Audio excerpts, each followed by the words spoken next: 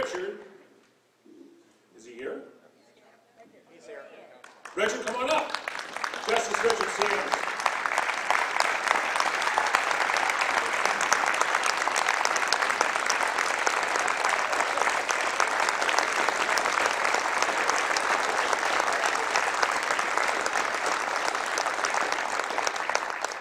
Well, it's great to be here, and it's great to hear from Kirby again. You know, Kirby, I travel around the state on my campaign, and Kirby seems to be just omnipresent, so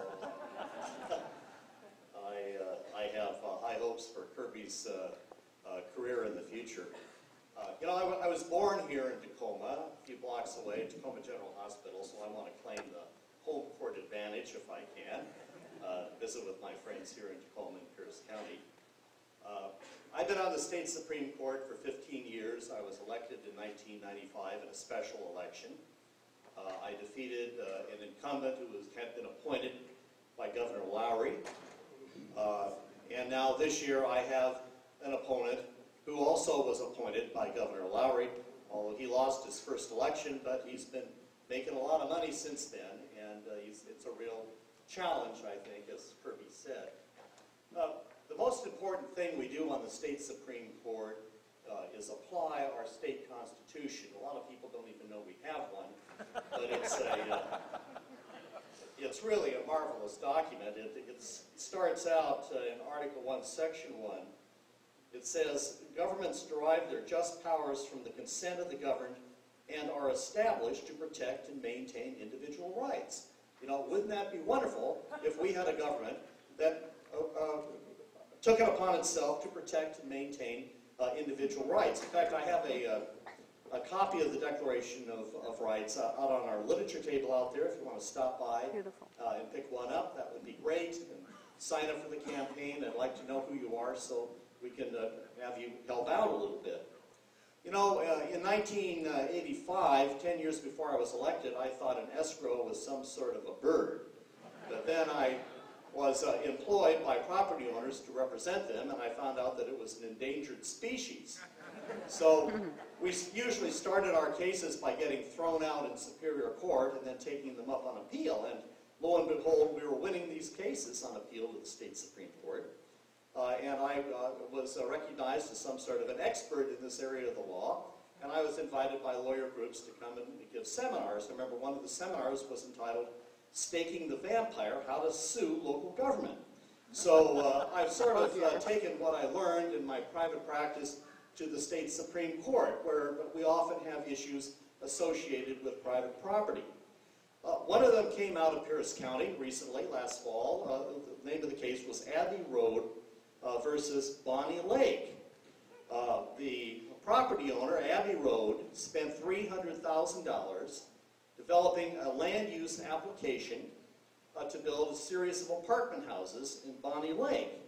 But the day that they submitted their application to Bonnie Lake, the city fathers rezoned the property to single-family residential, effectively killing the project. The property owner took their case to the Washington State Supreme Court, where they lost 5-4. I wrote the dissenting opinion saying that this was a violation of their right to help hold their property without being deprived of their property without due process. And we wonder why so many people are unemployed. How many people would have been employed by constructing that project, by maintaining that project?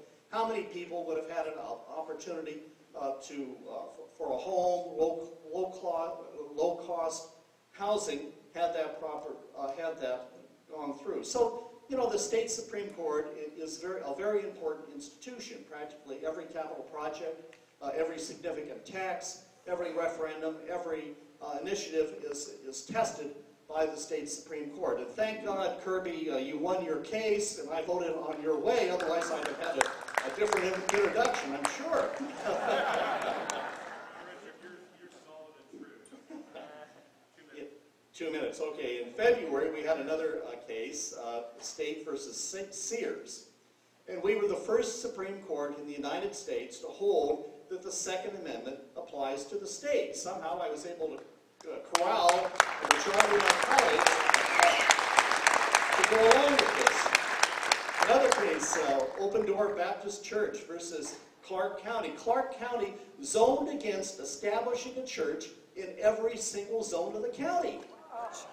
What? The only way you could establish a church would be to apply for a conditional use permit, that is, a permit for you to do something that was otherwise illegal. It would cost $5,500, 9 volumes of studies, and then the hearing examiner could do whatever was in the public interest, grant the permit, deny the permit, or condition the permit. Open Door said, "Phooey on that. We have a right to establish a church here," and took their case all the way to the state Supreme Court, which I'm sorry to say they lost. I wrote the dissenting opinion in that case based upon our state constitution. So as Kirby said, I have a tough re-election battle this year. I'm faced by a well-heeled trial lawyer who was appointed by Governor Lowry, but he's been out in the real world for the last 15 years making some money. He has attacked me for my position on property rights and my position on virtually everything else. He's sort of the mirror image. If you don't like me, he's a good guy to vote for because he is just exactly the opposite of what I've done and what I believe in.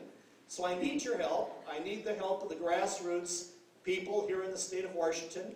I'm not able to put in several $100,000 into my own campaign at the last minute. He is able to do that. If we are numerous enough and generous enough, we will prevail. So visit my table, sign up for the campaign, or let me know who you are. Thank you very much. It's good to be back in Tacoma.